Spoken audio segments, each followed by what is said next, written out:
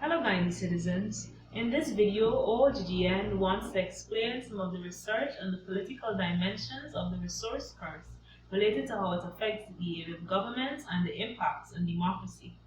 The resource curse, also known as the paradox of plenty or poverty paradox, is a phenomenon of countries with an abundance of natural resources such as fossil fuels and certain minerals having less economic growth, less democracy, or worse development outcomes than countries with fewer natural resources.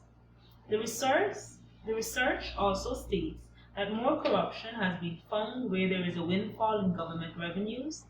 In the last few years, Guyana has emerged as a country with major oil reserves.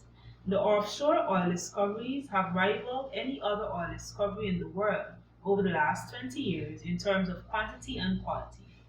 Research and the experiences of other oil countries have shown that when there is an oil boom, typically the government in power is the big winner. With the new oil production, there will be a significant increase in government revenues, which enables much more spending by the government. This increased spending usually enables the government of the resource-rich country to remain in power for an extended length of time, as it is able to win supporters through a flurry of local development projects. When the revenues from the resource start to dominate the economy, the government in control could tend to have a sway over many in civil society. The government may become the biggest employer when it spends on new infrastructure projects such as building roads and schools and hospitals. All these jobs are typically more lucrative in terms of compensation and opportunity. The private sector would become more dependent on government contracts and are likely to speak up as much.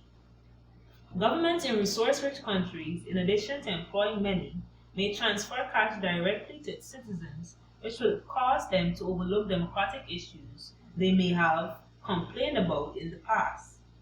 In countries where citizens pay significant taxes, they are more inclined to care about how their tax dollars are spent on services, ranging from healthcare to education. However, in resource-rich countries, the government may reduce the tax burden on citizens if it receives the majority of funding from its resource. In the 2021 Guyana budget, the government did remove several value-added taxes on several products and offered modest increase in social benefits and income support. This may lead to citizens not being as vigilant as they were in the past in holding the government accountable for its spending. With the new fund resource wealth, the government may borrow and spend much more than they are able to manage and keep proper oversight. The 2021 Guyana budget is funded by some significant government borrowing. For example, with oil revenues, a government may be quickly able to build 10 hospitals, whereas before the resource boom, it may have been building one hospital every 5 years. This sudden scale up in infrastructure would mean that the government probably would not have enough trained inspectors to ensure the building codes are properly being met and enough auditors to validate the invoices being billed by the contractors. In Guyana, there are already signs of the resource curse playing out in the political arena. The election crisis of 2020 in Guyana, where external governments such as those in the Caribbean and Western countries have to intervene to ensure Guyana remained a democracy, was one example of the newfound oil wealth causing a windfall of political winners to be so great that politicians will start to push the boundaries of law. Political commentators framed the election as one where the central issue was which party will win victory and control the oil wealth. Researchers have also found that large windfalls of politically controlled natural resource revenues may encourage violence.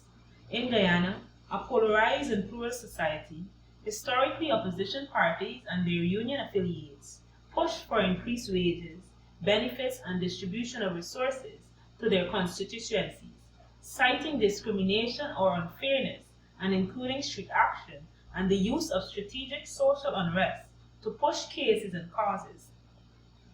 The government has a significant role to play in avoiding the resource curse. It should ensure that other industries such as agriculture and manufacturing sectors are not empowered because oil-related companies and other industries that benefit from an oil boom, such as the construction industry and retail, drive up wages and use up limited resources such as land wharf space, steel, cement, and building materials. The government should focus on using inclusive strategies in decision making, enabling all groups in society to share in the oil wealth and ensuring groups are not underrepresented. For example, in most oil-rich countries, the jobs in the oil sectors are skewed towards men. The government should try to avoid these types of situations in its local content and regulatory framework. There are many more actions the government needs to take, such as maintaining independent courts and educating the population to avoid the resource curse. There are some positive signs in the case of Guyana.